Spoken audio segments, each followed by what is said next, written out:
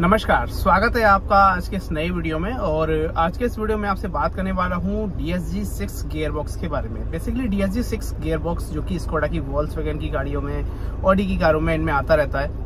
और ये एक 6 स्पीड गियर है, जिसको बेसिकली अगर मैं अपनी तरीके से कहूँ तो ये एक AMT गियर है। इसमें एक रोबोटिक पार्ट यानी कि मेगाट्रॉनिक पार्ट को लगा करके ऑटोमेटिकली गियर को चेंज किया जाता है। और जो इसमें क्लच है वो क्लच भी इसमें ऑटोमेटिक गियर के लिए फिटिंग की गई है अलग से।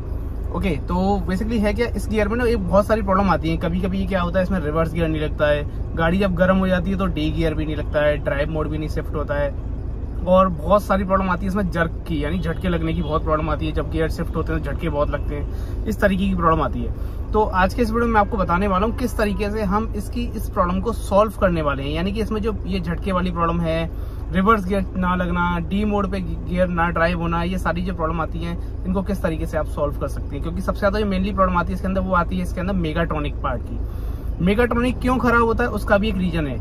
अगर आप ट्रांसमिशन का जो ऑयल है उसको टाइम टू टाइम चेंज नहीं कराएंगे, उसका जो फिल्टर है उसको टाइम टू टाइम चेंज नहीं कराएंगे उसके सर्विस इंटरवल पर, तो वो मेगाट्रॉनिक को खराब कर देता है। क्योंकि उसके अंदर जितने भी डस्ट पार्टिकल होते हैं, जो एमरी बनती है, वो सारी की सारी मेगाट्रॉनिक यूनिट के अंदर सोलेनॉइड वाल्व होते हैं उसके अंदर जाती रहती है, जिसकी वजह से उसकी वाल्व बॉडी खराब हो जाती है, सोलेनॉइड वीक हो जाते हैं। क्योंकि उनके ऊपर भी प्रेशर का लोड पड़ता है। ऑयल जब गाढ़ा हो जाता है तो वो सोलेनॉइड को भी अपना प्रेशर रोक के रखना पड़ता है ना, उसको ऑयल का जो प्रेशर है वो उसको रोक के रखने का काम करता है, तो सोलेनॉइड भी वीक हो जाता है।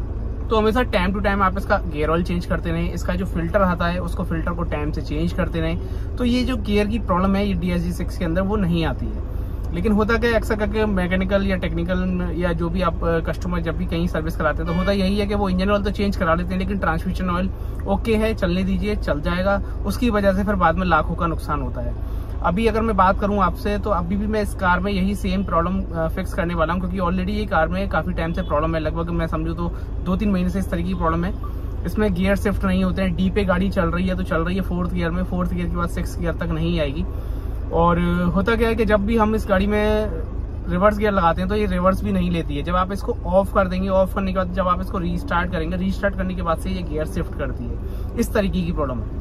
और अब तो ये गाड़ी का जब हमने गियर खोला है, जब उसके बाद में इसमें डी पे भी गियर शिफ्ट नहीं हो रहा था, हमने बिल्कुल फाइनली देख लिया कि अब इसका बिल्कुल मेगाट्रॉनिक यूनिट जो था बिल्कुल खत्म हो चुका है। अब बिल्कुल भी इसमें कोई प्रेशर नहीं बचा है। उसके बाद हमने इसका गियर बॉक्स खोला है, तो हम इसमें चेंज करेंगे इसका मेगाट्रॉनिक यूनिट और क्लच को भी चेक करेंगे। तो बने रहिए इस वीडियो में। आई होप कि ये वीडियो आपको पसंद आएगा। साथ ही साथ इस चैनल पर जो लोग नए आए हैं उनसे मेरी एक रिक्वेस्ट है कि अगर आपने चैनल को सब्सक्राइब नहीं किया है तो प्लीज चैनल को सब्सक्राइब कर लीजिए। साथ ही साथ बेल नोटिफिकेशन को भी सभी लोग ऑन कर लीजिए, और जो नोटिफिकेशन सेंटर है उसको भी आप ऑल पे सिलेक्ट कर लीजिए, जिससे कि आने वाली जितने भी नई वीडियो है वो आपको रेगुलरली उनकी अपडेट्स मिलते रहें। तो करते हैं आज की इस वीडियो को स्टार्ट, जो कि है स्कोडा की DSG 6 गियर बॉक्स को ओवरऑल के लिए। आई होप कि ये वीडियो आपको पसंद आएगा। Thank you. तो जैसे कि आप देख सकते हैं, ये कार है स्कोडा लोरा 2.0 TDI, ऑटोमेटिक ट्रांसमिशन है इस कार के अंदर। और आज के इस वीडियो हम करने वाले हैं इस कार का ट्रांसमिशन ओवरऑल। बेसिकली इस कार में जो फोल कोड थे वो मैं आपको पहले ही स्टार्टिंग में इंट्रो बता चुका हूँ, इस कार में किस तरीके से क्या क्या प्रॉब्लम थी। तो यहाँ पर अभी हमने खोला हुआ है इस कार का ऑटो ट्रांसमिशन, और इस जगह पर फिटिंग है इसमें ये इसका फ्लेविन। और ट्रांसमिशन को रिमूव करने के लिए आपको ये इस साइड की कुछ लेफ्ट साइड और राइट साइड से कुछ ड्राइव एक्सल वगैरह हटाने होते हैं। तो अभी ले चलते हैं आपको सीधे सबसे पहले ट्रांसमिशन पर। तो यहाँ पर यह है इस कार का ऑटो ट्रांसमिशन, जो कि है DSG 6 स्पीड, यानी कि बेसिकली ये 6 स्पीड गियर है, जो कि DSG गियर बॉक्स है। स्कोडा क्लेम करता है इसको डायरेक्ट शिफ्टिंग गियर के नाम से, लेकिन ये बेसिकली एक तरीके से AMT गियर होता है। और यहाँ पर इसमें डुअल क्लच फिटिंग होता है, जो कि इस जगह पर है। और इस कार में जो फोल्ड कोड था, फोल्ड कोड की वजह से ही हमने इसके डुअल क्लच को निकाला है। क्योंकि मैकेनिकल जब माल फंक्शन होता है तो मैकेनिकल में सारे मैकेनिकल पार्ट आ जाते हैं। तो जो क्लच है वो भी एक तरीके से मैकेनिकल पार्ट में आता है। जब भी क्लच बर्न हो जाता है तो हमें क्लच को चेक करना होता है। तो हमने अभी इसके क्लच को पूरी अच्छी तरीके से इंस्पेक्ट कर लिया है। तो यहाँ पर क्लच इसका एकदम प्रॉपर ओके है, क्लच में कैसी भी कहीं की प्रॉब्लम नहीं है। लेकिन यहाँ पर हम इसमें रिप्लेस भी करेंगे इसका मेगाट्रॉनिक यूनिट। तो ये है इसका ओल्ड मेगाट्रॉनिक और ये है इसका न्यू मेगाट्रॉनिक यूनिट। ओके, तो अभी हम ये न्यू मेगाट्रॉनिक फिटिंग करेंगे बाद में, लेकिन उससे पहले हम यहाँ पर फिटिंग करने वाले हैं इसमें क्लच पैक। तो सबसे पहले हम फिटिंग करेंगे इस क्लच हब को, जो कि आपको इस जगह पर फिटिंग करना होता है लुब्रिकेंट करके। तो उसको फिटिंग करने से पहले आपको यहाँ पर 2-3 चीज़ें हैं जो कि विशेष तौर पर देखनी है अच्छे से। ये जो इसकी ऑयल सील्स हैं इनको अच्छे से चेक कर लेना है, कहीं से कोई सील वगैरह कोई स्क्रैच या ब्रेक ना हो। क्योंकि अगर ये ज़रा भी ब्रेक होगी तो जो ऑयल प्रेशर है वो लीकेज रहेगा। और जो उसका क्लच है वो बेसिकली हाइड्रोलिक बेस पे ही काम करता है। और अच्छे से रोटेट करके चेक कर लें, बिल्कुल एकदम फ्री होना चाहिए। तो यहाँ पर जो क्लच है वो आपको दो क्लच देखने को मिलते हैं। एक तो होता है क्लच K1, एक होता है क्लच K2। तो सबसे पहले हम यहाँ पर फिटिंग करेंगे इसमें क्लच K1, जो कि एक स्मॉल क्लच है, और ये बेसिकली ऑड और इवन यानी कि दोनों क्लच का अलग अलग काम है। तो फिटिंग करते हैं इसमें क्लच। तो सबसे पहले हम इसकी एक ये मेटल की प्लेट है, यानी कि आप इसको प्रेशर प्लेट भी बोल सकते हैं। इसको इस तरीके से लगा देना है। इसके नीचे आपको कोई भी बेस वगैरह कुछ नहीं लगाना होता। उसके बाद आपको ये एक क्लच प्लेट है, जो कि हाइड्रोलिक, यानी कि एक तरीके से आप इसको वेट क्लच बोल सकते हैं, जो कि ऑयल के प्रेशर से ही काम करता है, और ये ऑल टाइम ऑयल में ही रहने वाला क्लच है। कुछ क्लच जो होते हैं वो ड्राई क्लच होते हैं, जो कि स्कोडा में अदर गियर आते हैं, जैसे कि DSG 7 वगैरह। तो ये वेट क्लच है। तो ये आपने देखा, हम अभी यहाँ पर ये क्लच जो है इसमें फिटिंग कर रहे हैं अच्छे से। तो क्लच ऑलरेडी हमने अभी अच्छे से चेक कर लिया है, अच्छे से क्लीन भी कर लिया है। क्लच बिल्कुल ओके है, लेदर वगैरह बिल्कुल ओके है। इसमें जो भी प्लेट की प्रॉब्लम थी वो हमने सॉल्व कर दी है। ओके, ये क्लच, ये प्रेशर प्लेट। उसके बाद आपको ये इसका जो बेस है इसको लगा देना है, और इसको आप किसी भी लोकेशन पर लगा सकते हैं। उसके बाद आपको ये इसका ये लॉक है, इस लॉक को लगा देना है।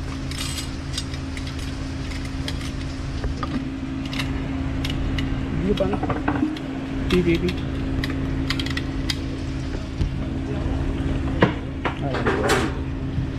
अच्छे से प्रॉपर आपको चेक कर लेना है। क्लच का ये लॉक है, प्रॉपर फिक्स होना चाहिए। ओके, यहाँ पर आपको मेजरमेंट भी करना होता है इसके प्ले को, क्योंकि इसके अंदर थोड़ा सा प्ले भी होना चाहिए। ये आपको मेजरमेंट करने के लिए मैं आपको डिस्प्ले पे शो कर दूंगा किस तरीके से आपको क्या मेजरमेंट वैल्यू यहाँ पर रखनी चाहिए क्लच K1 और क्लच K2 की। अब हम यहाँ पर लगाएंगे इसका मेन हब, जो कि स्मॉल हब है, वो छोटा वाला। इस हब को लगाना है हमें। तो इस हब को लगाने से पहले आप ध्यान रखिए, यहाँ पर आपको प्रॉपर एक ये छोटा सा लॉक होता है, ये इस टाइप का।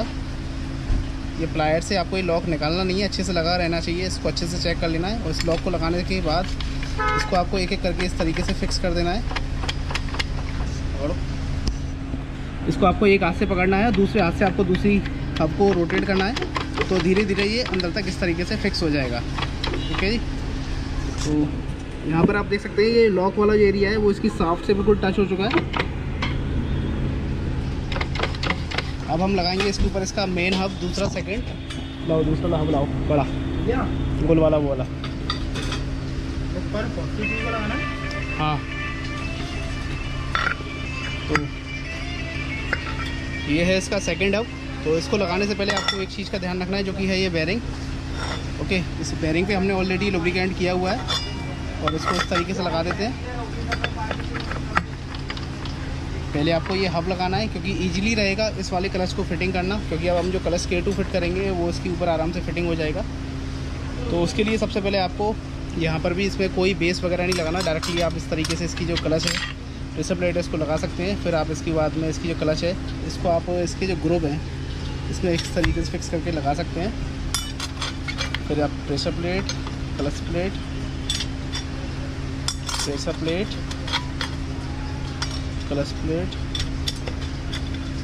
फिर से एक और प्रेशर प्लेट है,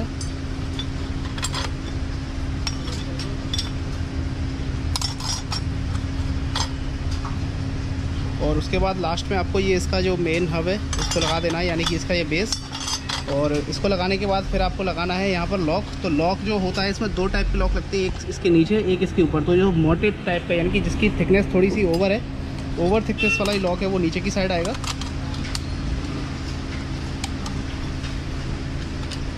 इस लॉक को इजीली इस तरीके से लगा देना है। ध्यान में रखें इस लॉक को लगाते टाइम, क्योंकि लॉक का साइज़ सेम ही रहता है इसका और इसके ऊपर जो लॉक लगेगा उसका, लेकिन जो सबसे नीचे लॉक लगेगा उसकी थिकनेस थोड़ी सी ओवर होती है। उस चीज़ का आप विशेष ध्यान रखें।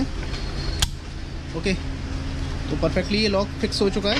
और अब हम लगाएंगे इसके ऊपर एक यहाँ पर छोटा सा एक स्मॉल कट लॉक लगता है, जो कि आपको यहाँ पर फिक्स करना होता है। ये लॉक थोड़ा सा आपको केयरफुल लगाना है, क्योंकि काफ़ी हार्ड होता है ये लॉक।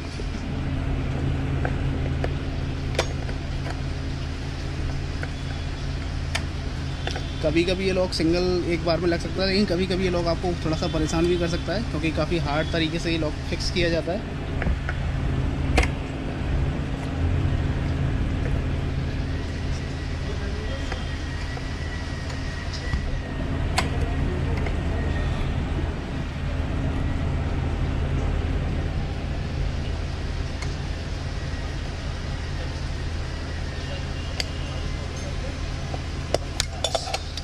लग गया। ओके, तो ये लॉक भी एकदम परफेक्टली लग गया है। अब हम क्या करेंगे, एक बार इसको रोटेट करके चेक करेंगे, क्लच बिल्कुल फ्री है। ओके, और फाइनल टेस्ट भी आपको अच्छे से कर लेना, लॉक प्रॉपर फिक्स होना चाहिए।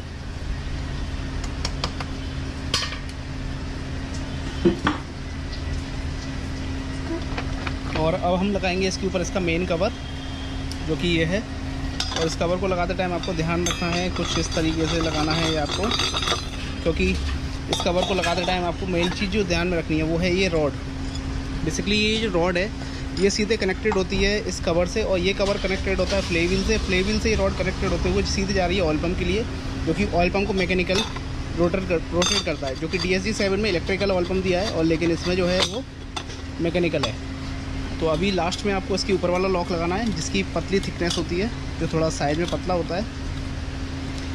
और इसको लगाने से पहले आपको इस हब को थोड़ा सा ऊपर उठा के अच्छे से तब लगाना है प्रॉपर, तो ये ऑटोमेटिकली फिक्स हो जाएगा। हो गया, हो गया, लग गया। तो इस तरीके से हमने ये लॉक लगा दिया। अब हम इसको एक बार रोटेट करके चेक करेंगे, बिल्कुल फ्री होना चाहिए, तो बिल्कुल फ्री है। अब बारी आती है इसके ऊपर इसके कवर को लगाने की। तो ये है मेन इसका, आप इसको ऑयल सील भी बोल सकते हैं, और इसमें एक तरीके से ऑयल जो है पूरा स्टोर होकर रहता है क्लच के लिए। अब हम इसको लगा देते हैं। ये हम पुराना ही यूज करने वाले हैं, क्योंकि हम इसमें कहीं किसी क्लच प्लेट वगैरह की कोई ऐसी खास प्रॉब्लम नहीं रही।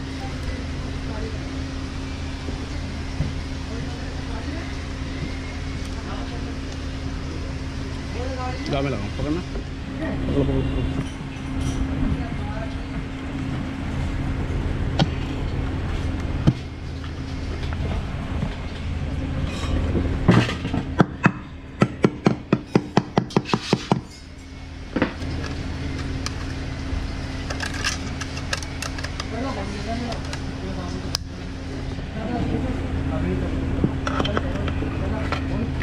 चौधरी कपड़ा ले जा, धोती लेके आया तू?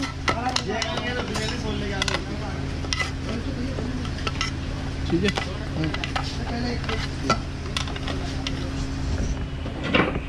पलटो से। तो यहाँ पर जो इसका क्लच पैक था कम्प्लीटली बिल्कुल फिटिंग हो चुका है। आप इसको रोटेट करके भी चेक कर सकते हैं, बिल्कुल देखिए इजीली ये रोटेट हो रहा है। ओके, सब छोड़ के अब हम लगाएंगे यहाँ पर इसका मेगाट्रॉनिक, जो कि ये था इसका पुराना मेगाट्रॉनिक, और ये है इसका न्यू मेगाट्रॉनिक। तो अभी हम यहाँ पर फिटिंग करने वाले हैं इसके ऊपर मेगाट्रॉनिक यूनिट। तो इस एरिया को हमने अच्छे से पहले क्लीन कर लिया है, और ये है इसका मेगाट्रॉनिक यूनिट, जो कि अब हम यहाँ पर फिटिंग करेंगे। तो इस वाले सॉकेट को आपको लेना होता है यहाँ इसकी अपर वाली साइड में, और ये है इस साइड इसका स्पीड सेंसर, जो कि इस जगह पर यहाँ इसके अंदर से आप देख सकते हैं। सामने अंदर एक गियर है, जो कि गियर से ही सिग्नल लेता है सेंसर्स, क्योंकि इस टाइप पे यहाँ पर ये सेंसर्स दिए हुए हैं। लगाओ। तो इस यूनिट को आपको कुछ इस तरीके से फिटिंग करना होता है। पकड़ बेटा है।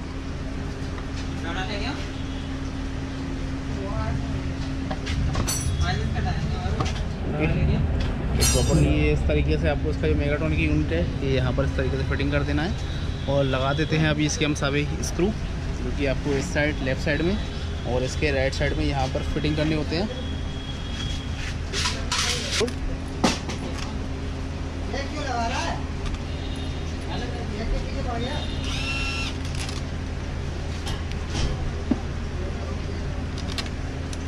एक और लगाओ।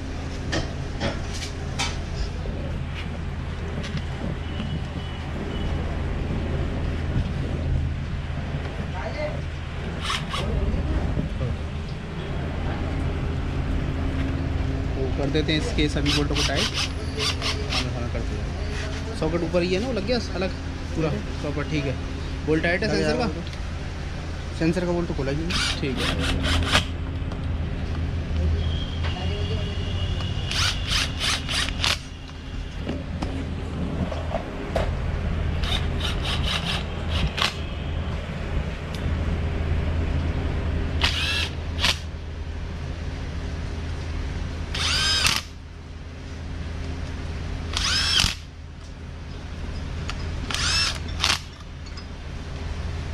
हेलो,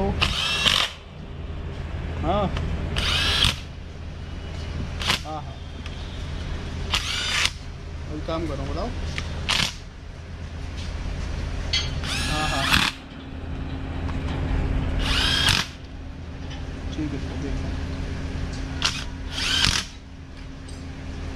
हाँ हाँ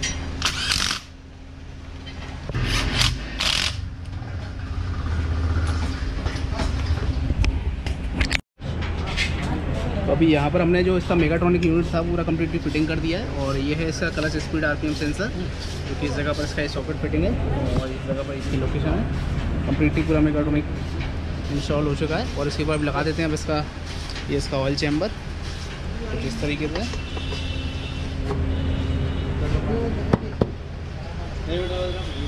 और ये इसके सभी बोल्टों को लगा देना है।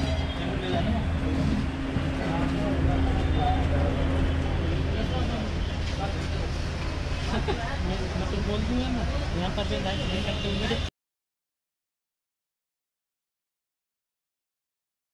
सक्सेसफुली अभी हमने सारा मेगाट्रॉनिक जो था इसका क्लच स्पीड था सब कुछ फिटिंग कर दिया है।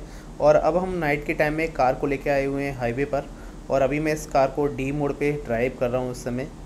और डी मोड पे आप देख सकते हैं इस समय 3rd गियर में कार जो है रन कर रही है। 4th गियर शिफ्ट हो चुका है इजीली। और अभी हम इसको और थोड़ा सा ड्राइव करेंगे कंटिन्यू। 5th गियर भी इस समय शिफ्ट हो चुका है इजीली। कोई चेक इंजन लाइट नहीं है, कोई माल फंक्शन इंडिकेशन लैंप नहीं है। 6th गियर भी जो है वो शिफ्ट हो चुका है ओनली 60 किलोमीटर प्रति घंटे की रफ्तार से पहले। ओके, तो आप देख सकते हैं गियर की जो एक तरीके से शिफ्टिंग है बहुत ही इजीली है।